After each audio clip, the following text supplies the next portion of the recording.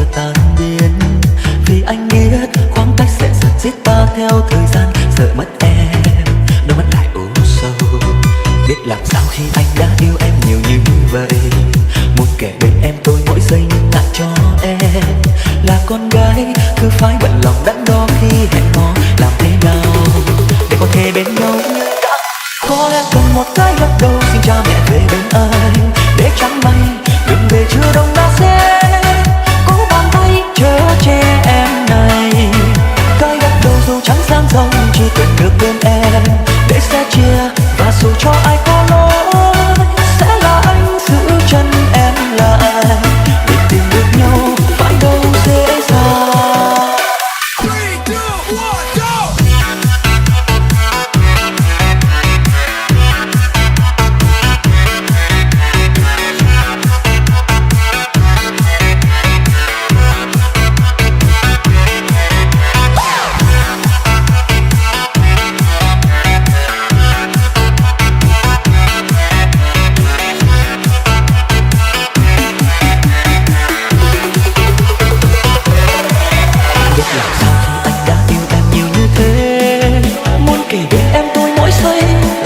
Cho em là con gái cứ phải bận lòng đắn đo khi hẹn hò. Làm thế nào để có thể bên nhau như đã hứa, cần một cái gật đầu xin cha mẹ về bên anh, để chẳng may đừng về chưa đông đã sẽ có bàn tay chở che em này. Cái gật đầu dù chẳng sang rộng chỉ cần được bên em, để sẽ chia và dù cho ai có lỗi sẽ là anh giữ chân em lại, về tìm được nhau phải đâu dễ dàng. Có lẽ cần một cái gật đầu xin cha mẹ về bên anh, để chẳng may đừng về chưa đông đã sẽ có bàn tay chở che em này. Cái gật đầu dù chẳng sang rộng nhưng chỉ cần được bên em, để sẽ chia và dù cho ai có lỗi sẽ là anh giữ chân em lại, để tìm được nhau phải đâu dễ dàng.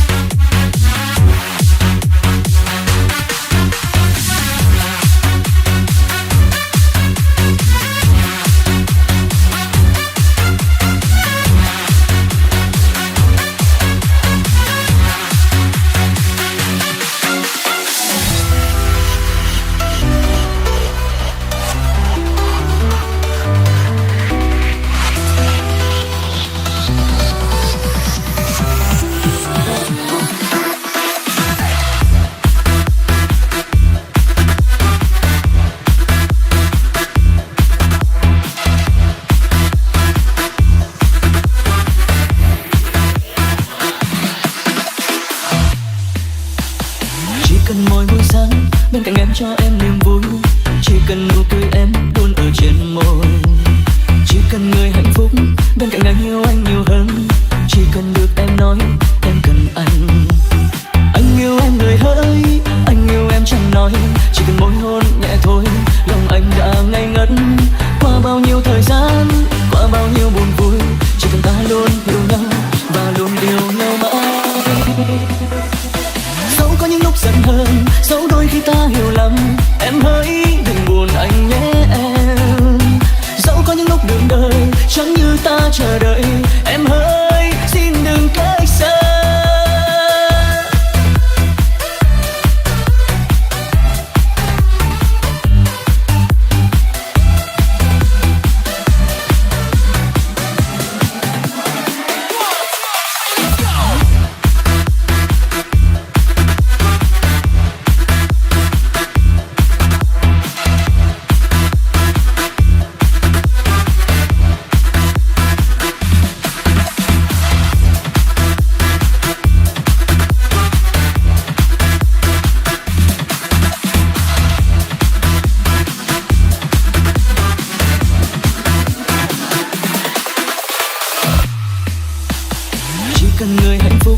Bên cạnh anh yêu hơn.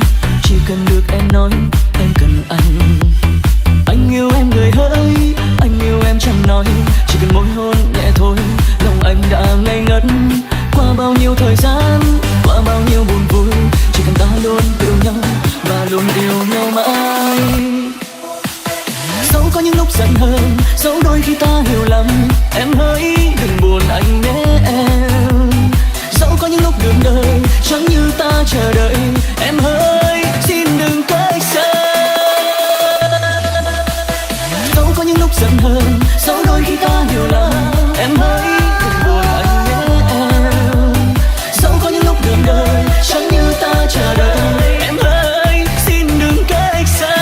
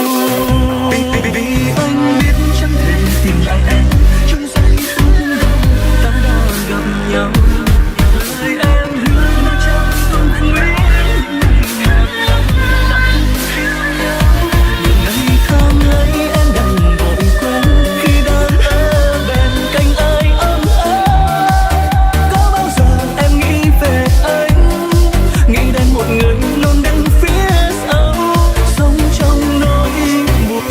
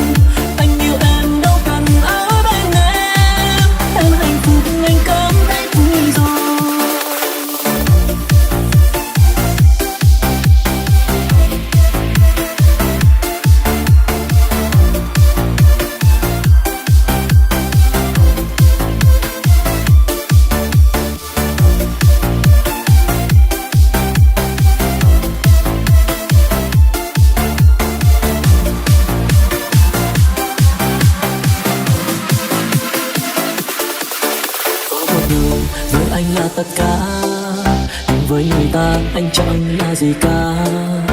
Có một người ở bên cạnh anh cảm thấy yêu em, nhưng khi vội đi anh chỉ biết nhìn theo. Đừng khóc nhé nếu em lỡ bấp ngã, chớ đau lòng hay mỉm cười thật tươi. Anh vẫn yêu vẫn nhớ em đấy thôi, và anh sẽ không bao giờ buông tay.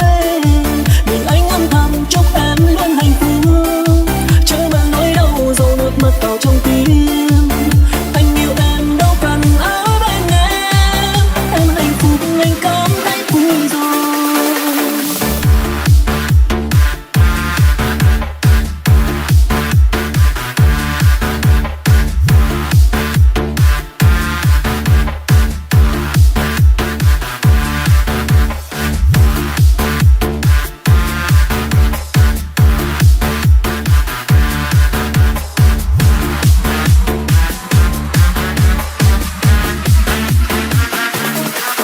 Anh âm thầm chúc em luôn hạnh phúc, chứ mang nỗi đau dòng nước mắt vào trong tim. Anh yêu em đâu cần ở bên em hạnh phúc anh cảm thấy vui rồi. Em hạnh phúc thì anh cũng rồi.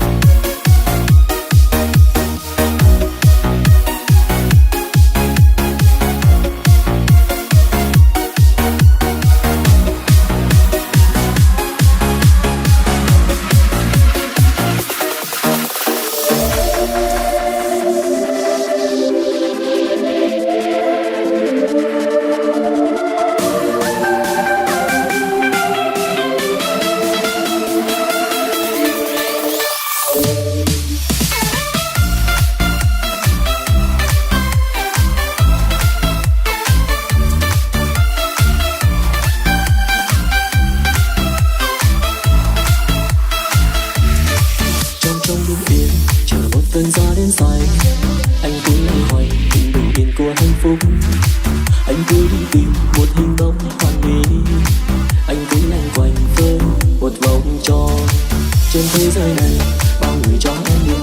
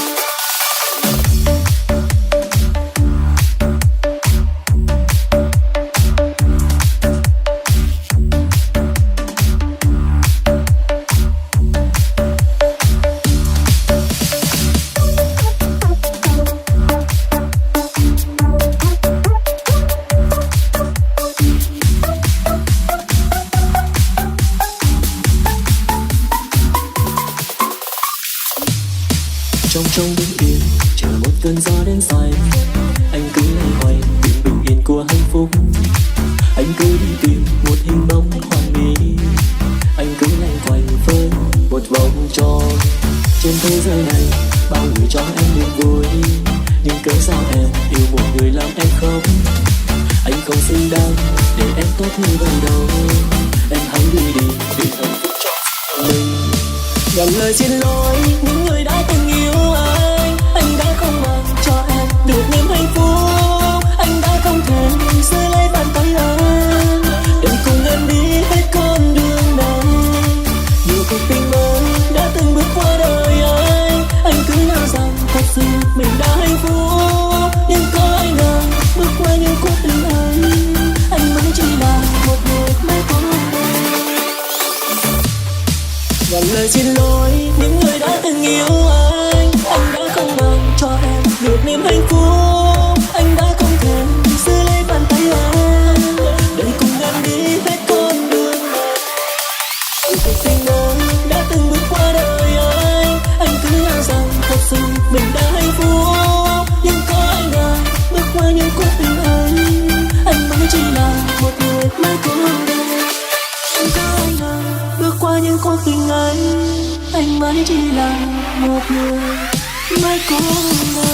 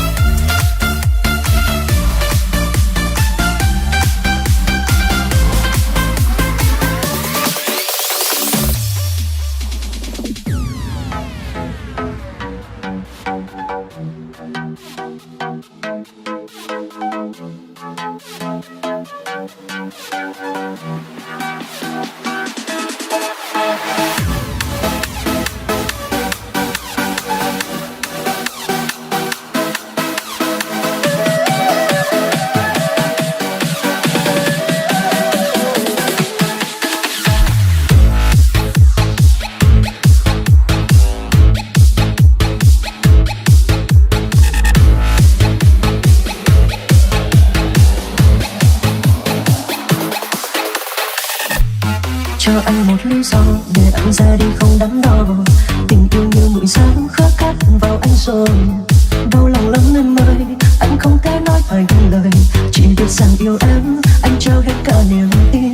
Ngày em rời xa, cần anh khi xa em đã chót lỡ lắm. Nói yêu anh để rồi giờ theo người ta anh thôi. Hạ qua rồi thu kia sang lá rơi mưa rơi mình anh nhớ em thôi. Ngày thêm một niềm giấc.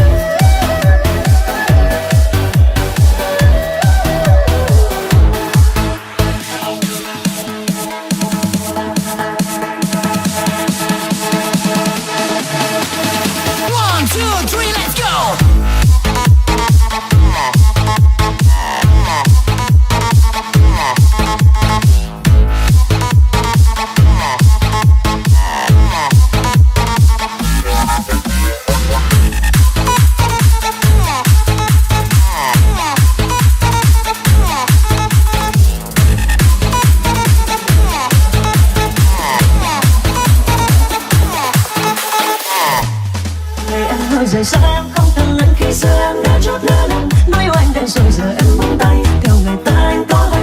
Hạ qua rồi thu kia sang lá rơi mưa rơi mình anh nhớ em thôi. Nhớ anh thôi. Anh xa như anh là người vô tâm, chẳng yêu ai đến vô cuối thì anh đã không muốn thôi. Nếu như anh là người vô tâm thì anh sẽ không cần bận tâm. Em cứ bước, em cứ đi, em cứ đến bên người ta. Đã rơi mưa thì ta chẳng còn gì để nói. Anh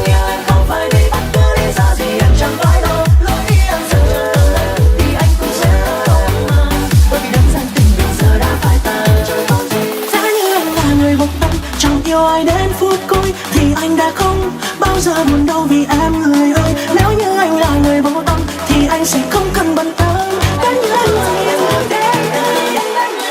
Anh người ta thì ta chẳng còn gì để nói. Anh yêu em không phải vì bất cứ lý do gì, em chẳng phải lo lỗi đi em dừng chân từng ngày thì anh cũng sẽ mà. Bởi vì đáng rằng tình bây giờ đã phải ta, đã phải ta.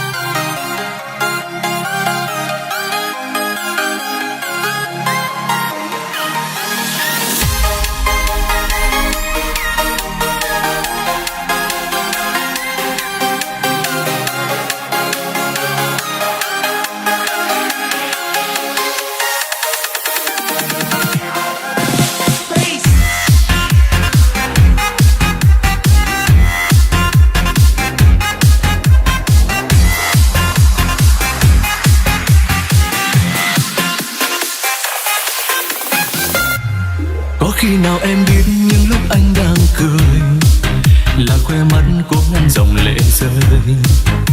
Anh biết em buồn, anh cũng vậy thôi, nhưng sao ta không thể vui. Đến một ngày nào đó ta đã xa nhau rồi, lạ lúc em biết ai sẽ yêu ai nhiều. Anh biết em buồn, không muốn rời xa, mà em ơi anh muốn chia tay. Anh cũng muốn sẽ mãi luôn được bên em trọn đời. Anh cũng muốn bước tiếp con đường chúng ta chờ đợi. Em nói cố gắng bước tiếp để rồi hạnh phúc. Em nói ta không thể xa nhau. Em hỡi khó qua làm sao để giữ một người. Khó qua cô nên mà sao nước mắt cứ rơi. Vì anh biết,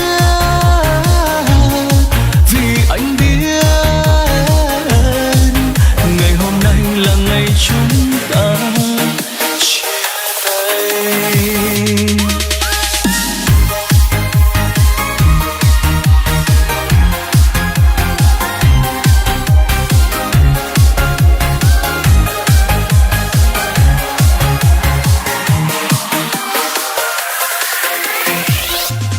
Are you ready?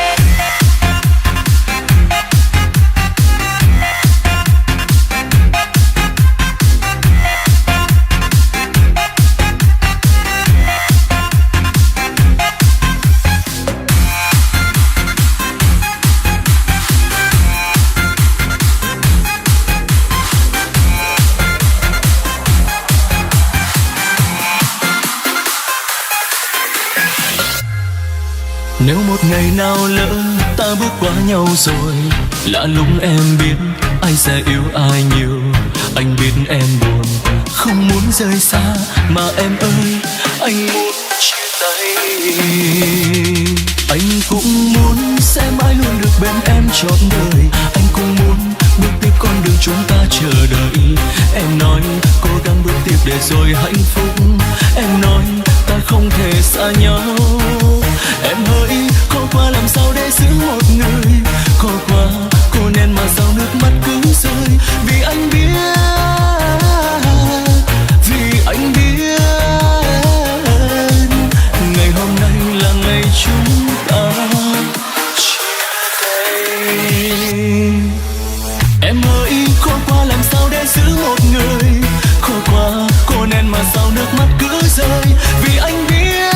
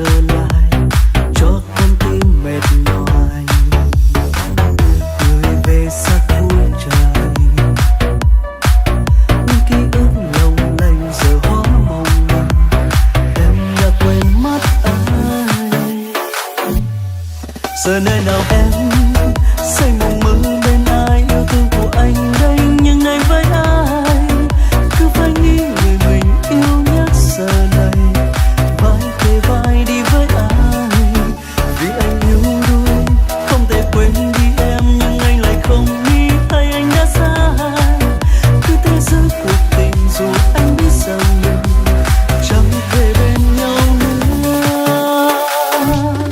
Làm sao em biết nước mắt luôn hằn sâu trong anh, hay nỗi đắng cay từng đêm anh thấu. Làm sao em biết quá khứ không mà phải yêu thương, anh có quên được đâu. Làm sao anh giữ bóng dáng em đừng đi xa xôi, anh luôn cố với như cơn mơ xa vời, chỉ vì anh cũng như bao người trên thế gian đắm chìm vào hoang mang khi mất đi người mình yêu.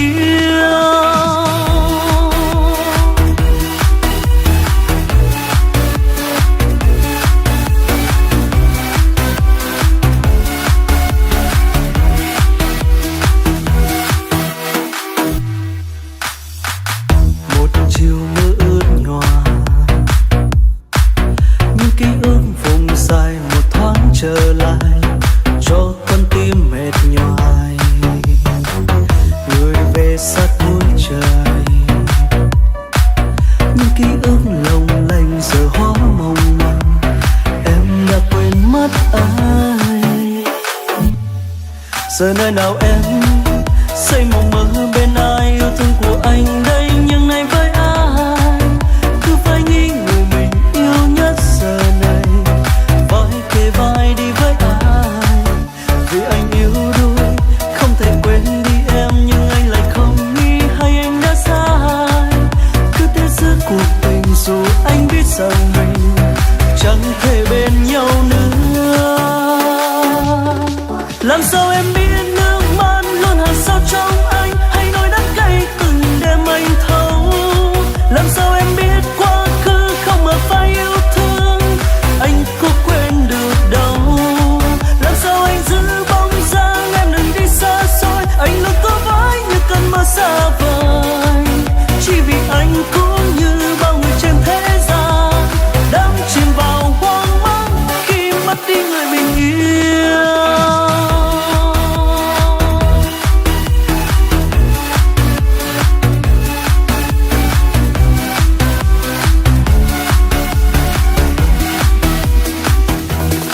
Làm sao em biết nước mắt luôn hằn sâu trong anh, hay nỗi đắng cay từng đêm anh thấu. Làm sao em biết quá khứ không mà phải yêu thương, anh còn quên được đâu. Làm sao anh giữ bóng dáng em đừng đi xa xôi, anh luôn cố với như cơn mơ xa vời, chỉ vì anh cũng như bao người trên thế gian đắm chìm vào hoang mang khi mất đi người mình yêu.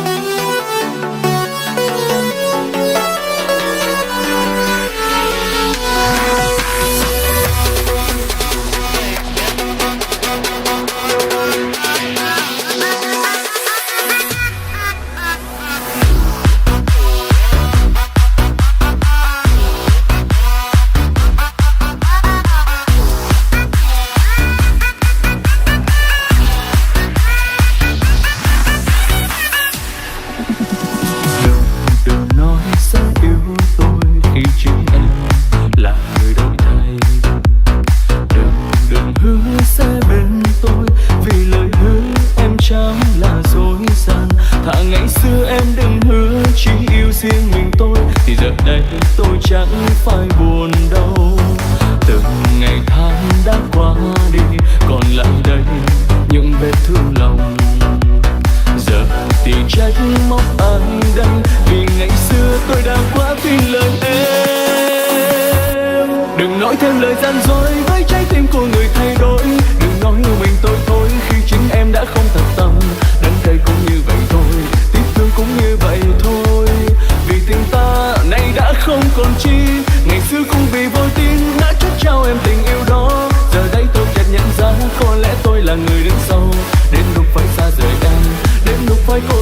quen cuộc sống mới không có em bên đời.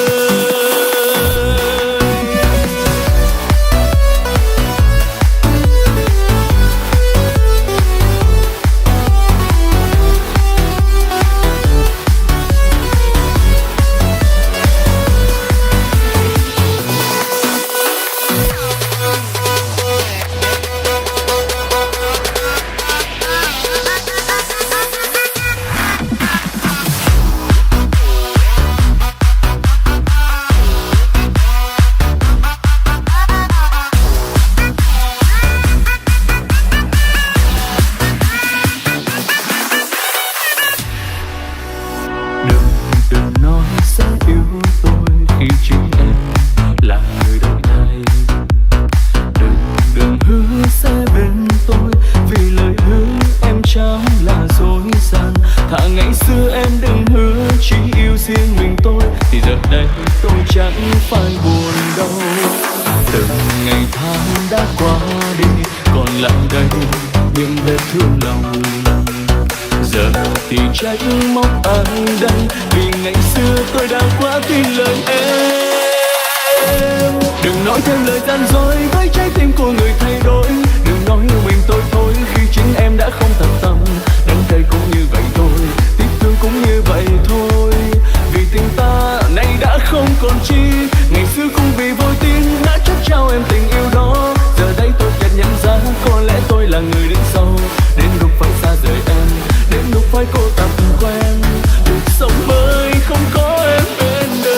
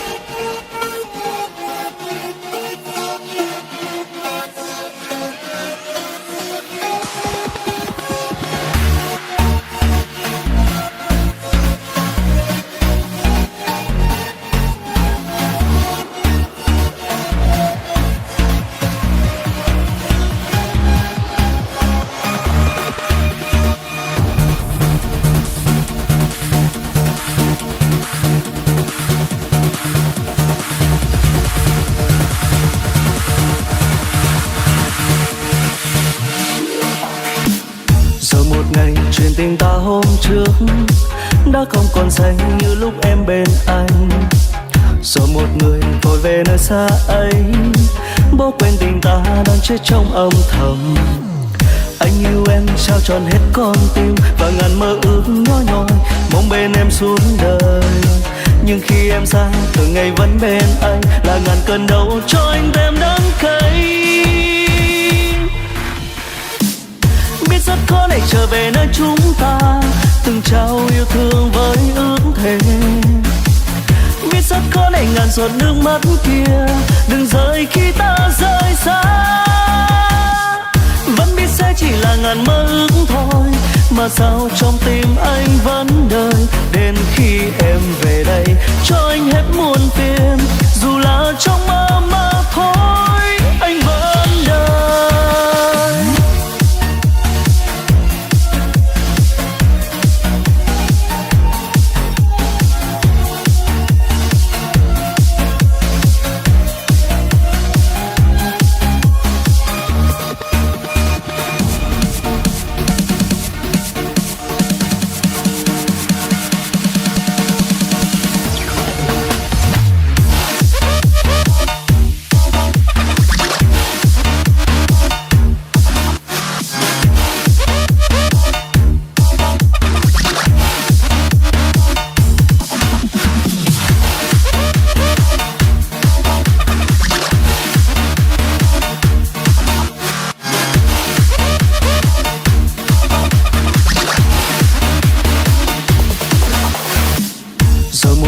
Chuyện tình ta hôm trước đã không còn say như lúc em bên anh. Rồi một người vội về nơi xa ấy, bỏ quên tình ta đang chết trong âm thầm. Anh yêu em trao tròn hết con tim và ngàn mơ ước nhỏ nhoi mong bên em suốt đời. Nhưng khi em xa từng ngày vẫn bên anh, là ngàn cơn đau cho anh thêm đắng cay. Biết rất khó để trở về nơi chúng ta từng trao yêu thương với ước thề. Biết rất khó để ngàn giọt nước mắt kia đừng rơi khi ta rời xa. Vẫn biết sẽ chỉ là ngàn mơ ước thôi, mà sao trong tim anh vẫn đợi đến khi em về đây cho anh hết muôn phiền. Dù là trong mơ mà thôi anh vẫn đợi. Biết rất khó để trở về nơi chúng ta từng trao yêu thương với ước thề. Biết rất khó để ngàn giọt nước mắt kia đừng rơi khi ta rời xa. Vẫn biết sẽ chỉ là ngàn mơ ước thôi, mà sao trong tim anh vẫn đợi đến khi em về đây cho anh hết muôn phiền. Dù là trong mơ mà thôi anh vẫn đợi.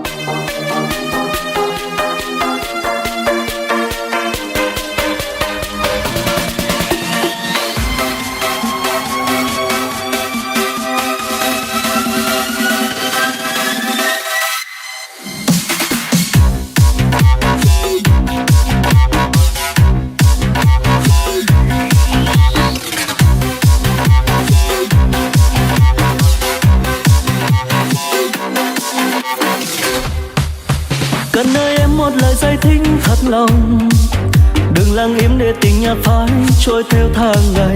Tại vì sao người thay đổi, tại vì sao người nói đi. Em cho anh bao nhiêu nghĩ suy, còn lại đây câu hỏi em chưa trả lời. Mà giờ đây em đã bước đi xa vời, anh vẫn còn chờ em, anh vẫn còn đợi em. Người yêu ơi xin em hãy về đây. Tại vì sao em ra đi, và tại vì sao ta chia ly. Tại sao em chẳng nói hay em quá mệt mỏi. Thời gian qua anh đã sai hay lỗi do anh điều gì. Người yêu ơi xin em hãy nói đi. Người ta yêu nhau đắm sâu, tình người ta bên nhau dài lâu. Tại sao ta yêu đắm sâu mà tình mình chẳng thể bền lâu. Giờ đây em nơi đâu, anh vẫn chờ em trốn đây. Người yêu ơi em có biết hay không, anh chỉ yêu mình em.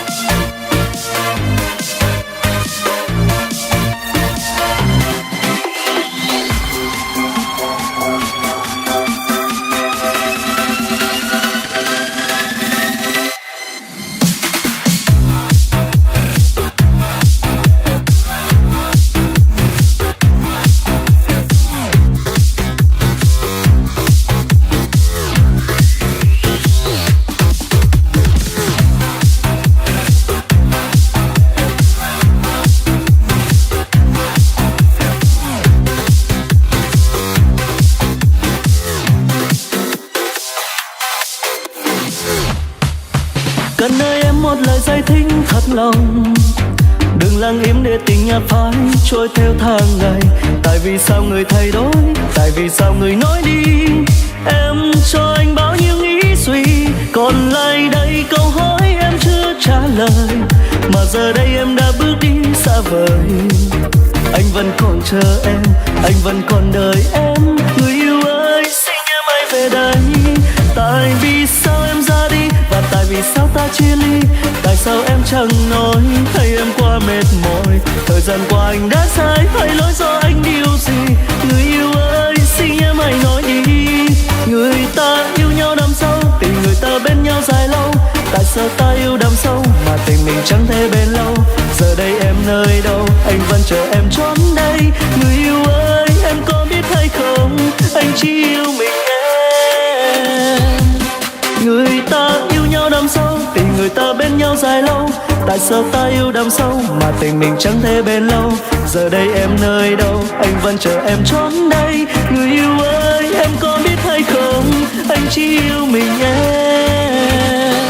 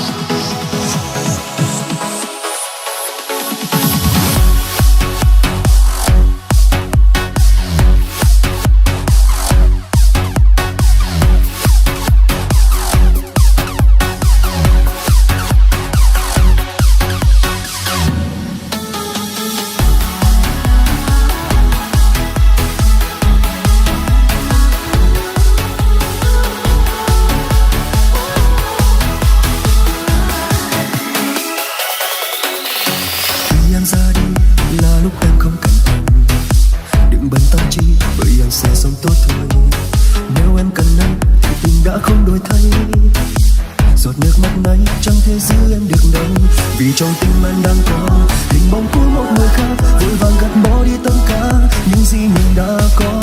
Kỷ niệm vui rồi cũng cứ thế chết theo thời gian, bao nhiêu yêu thương anh sẽ trốn vùi đi.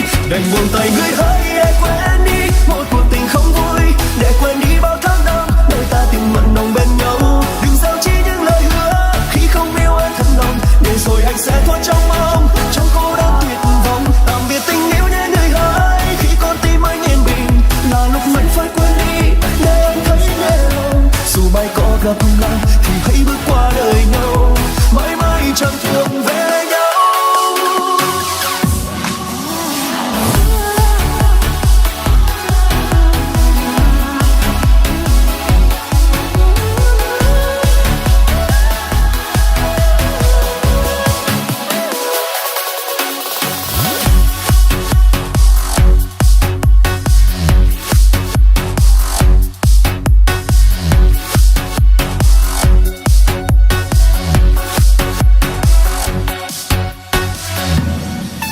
Rời vòng tay khi ta không còn bên nhau đêm nay, tôi đành buông tay để em đi, như anh đây chưa từng nghĩ khi người đã nói câu chia ly. Lẽ sầu khăn đôi mi, thôi em hãy cứ xa anh vậy đi. Vì trong tim em đang có hình bóng của một người khác, vội vàng gạt bỏ đi tất cả những gì mình đã có. Kỷ niệm vui rồi cũng cứ thế chết theo thời gian, bao nhiêu yêu thương anh sẽ trốn vùi đi. Đành buông tay người hỡi để quên đi một cuộc tình không vui, để quên đi bao tháng năm đôi ta tình mặn nồng bên nhau. Đừng giấu chi những lời hứa khi không yêu anh thật lòng, để rồi anh sẽ thôi trong mong, trong cô đơn tuyệt vọng. Tạm biệt tình yêu nhé người hỡi, khi con tim anh yên bình là lúc mình phải quên đi, để anh thấy nhẹ lòng. Dù mai có gặp lại thì hãy bước qua đời nhau, mãi mãi chẳng thường về nhau. Đành buông tay người hỡi để quên đi một cuộc tình không vui, để quên đi bao tháng năm đôi ta từng mặt người bên nhau. Đừng giấu chi những lời nhớ khi không yêu anh thật lòng, để rồi anh sẽ thôi trong mong, trong cô đơn bình an. Tạm biệt tình yêu nhé người hỡi, khi con tim anh yên bình là lúc mình phải quên đi, để anh thấy nhẹ lòng. Dù mai có gặp lại thì hãy bước qua đời nhau, mãi mãi chẳng thường về nhau.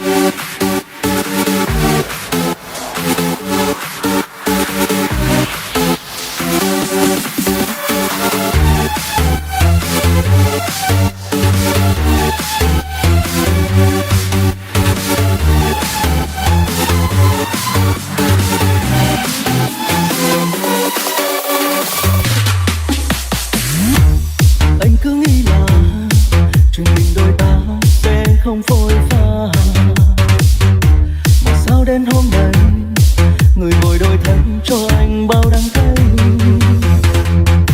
đành lòng phải buông tay khi yêu thương giờ đây đã như vỡ tan.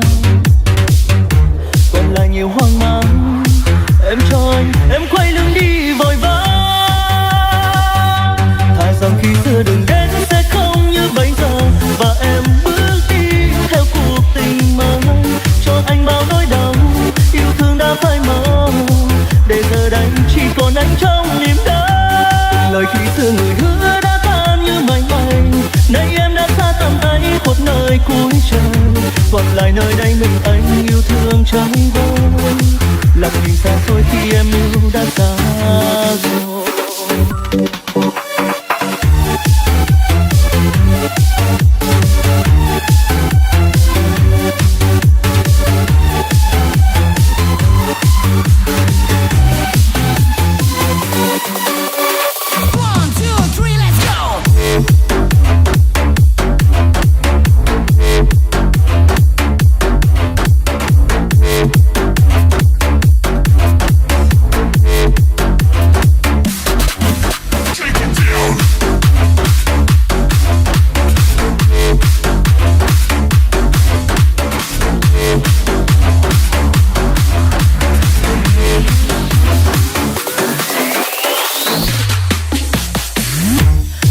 Phải buông tay khi yêu thương giờ đây đã như vỡ tan.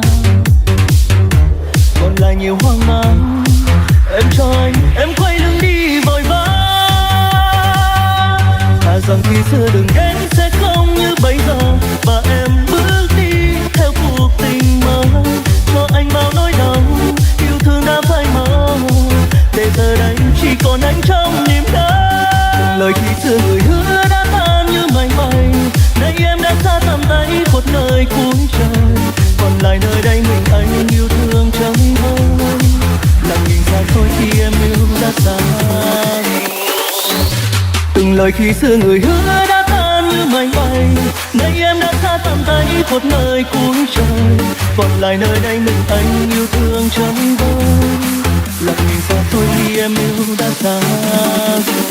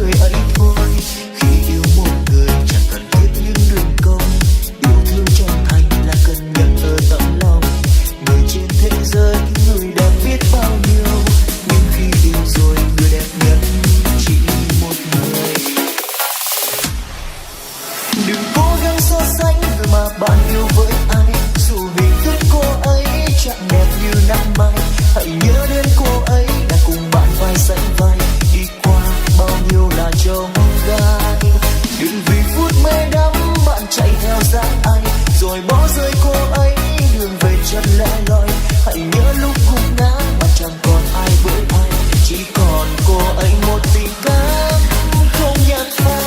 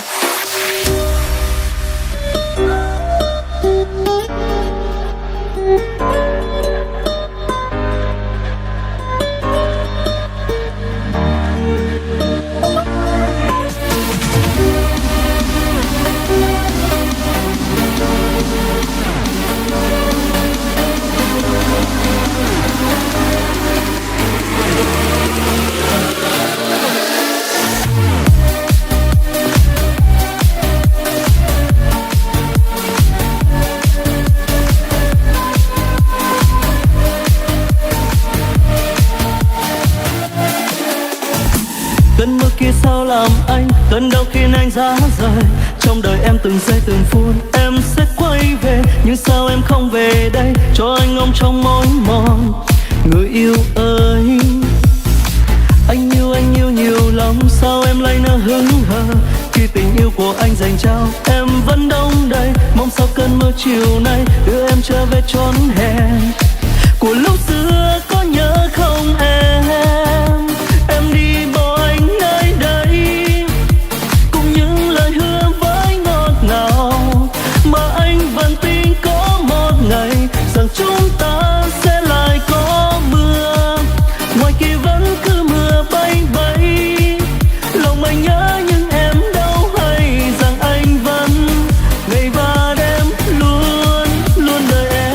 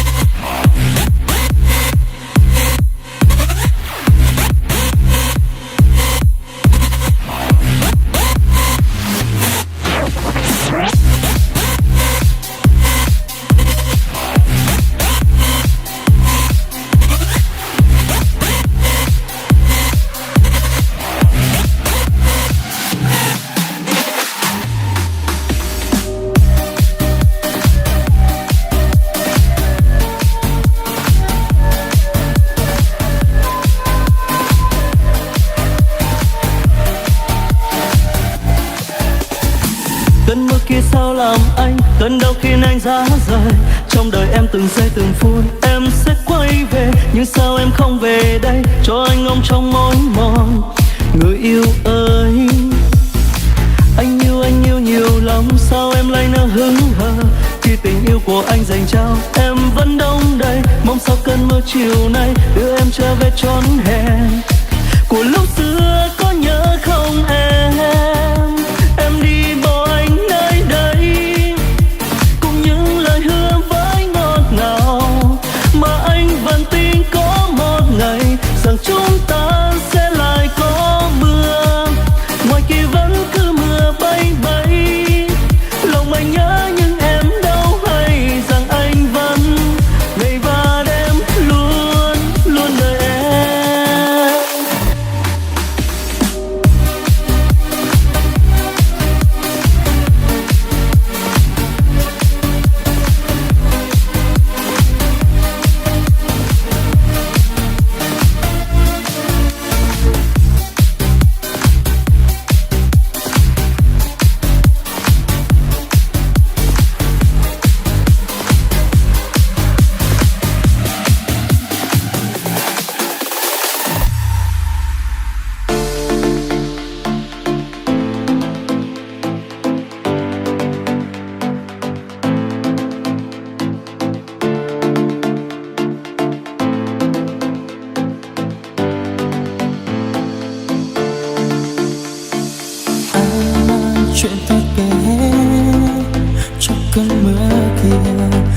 sao đêm nay dù mưa lại dù mưa ấy kéo giấc mơ nào vòng tay hao gầy. Đây là từng câu chuyện cũ đến những giấc mơ mình còn dang dở, đêm mang về thêm nỗi nhớ một miền tiếc những đêm mơ dài.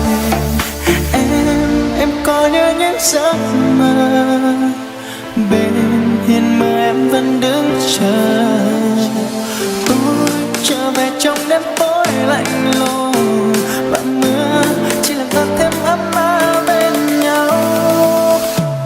Còn thấy tiếng em ở đâu đây, còn gần kề bên, còn nhiều ấm áp nồng nàn môi hôn gọi khẽ tên em trong nỗi nhớ ngỡ như trời cánh dài.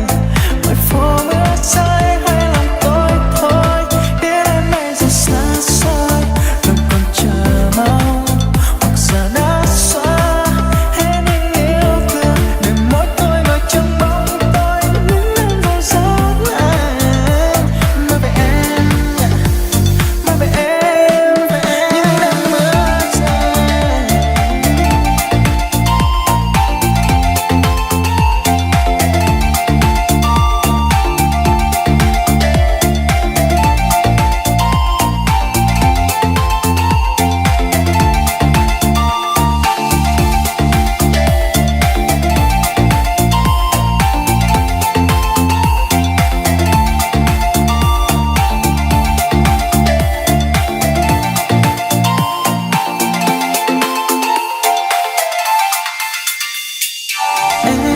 Em có nhớ những giấc mơ bên hiên mưa em vẫn đứng chờ tôi trở về trong đêm tối lạnh lùng và mưa chỉ làm ta thêm ấm áp bên nhau.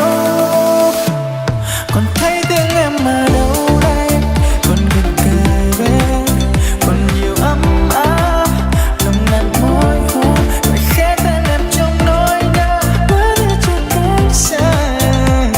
Ngoài phố mưa rơi hay lòng tôi thôi biết em bây giờ xa xôi đâu còn chờ mong hoặc giờ đã xóa hết những yêu thương để mỗi tôi ngồi trong bóng tôi những đêm vô gió lạnh. Mơ về em, mơ về em, còn thấy tiếng em mưa rơi, còn gần kề bên, còn nhiều ấm áp nồng nàn môi hôn gọi khẽ tên em trong nỗi nhớ ngỡ như trời cánh dài.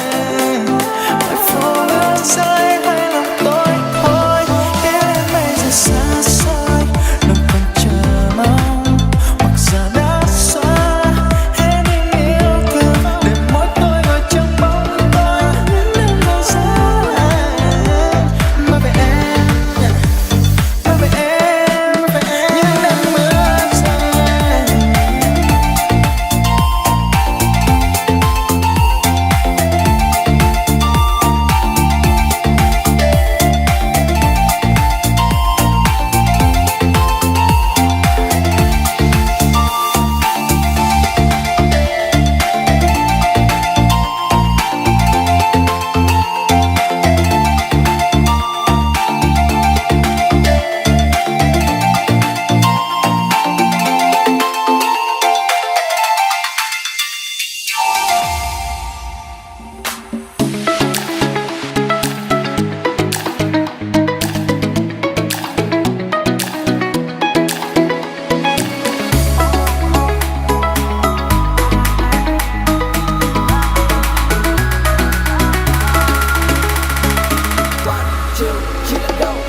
Đừng nói thêm bao nhiêu lời thiết tha khi câu chia tay em buông ra em đâu nào hay còn tim đau giá rời.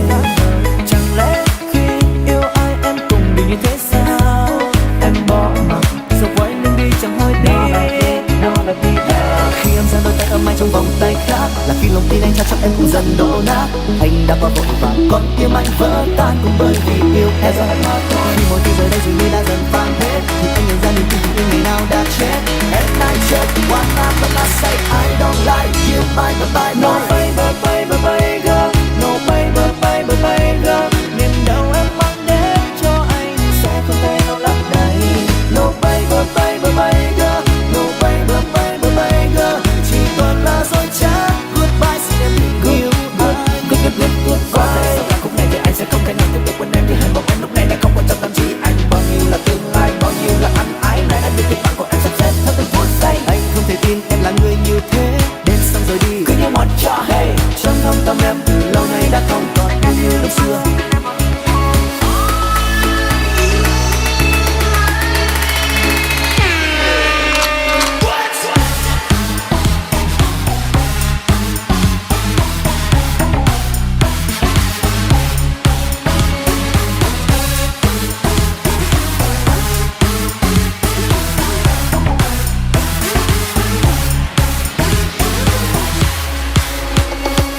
Đừng nói thêm bao nhiêu lời thiết tha, khi câu chia tay em buông ra anh đâu nào hay còn tim đau dạ dày.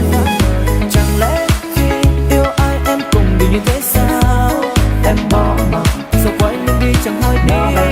Đâu là đi đâu? Khi em giang đôi tay ấm anh trong vòng tay khác, là khi lòng tin anh trao cho em dần đổ nát. Anh đã qua vội và con tim anh vỡ tan cũng bởi vì yêu em. Khi mọi thứ giờ đây dường như đã dần tan hết, thì anh nhận ra niềm tin tình yêu ngày nào đã chết. And I just want out when I say I don't like you, bye. No baby girl, no baby girl.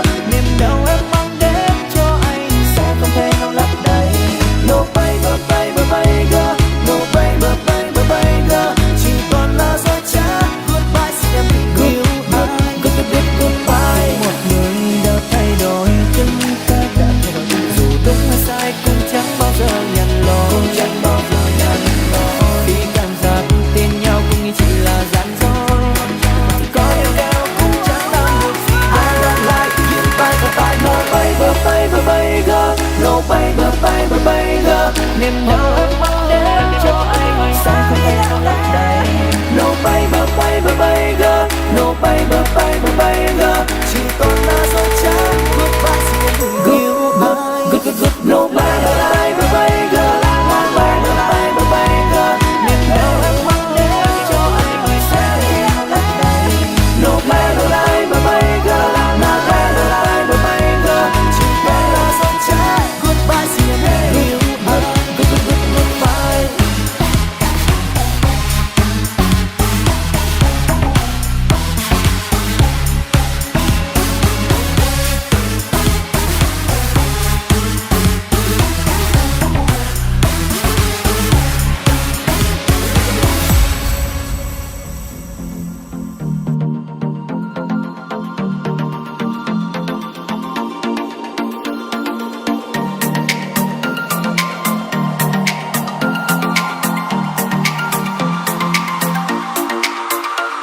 Rồi mùa yêu thương dần đang đến, mà thuyền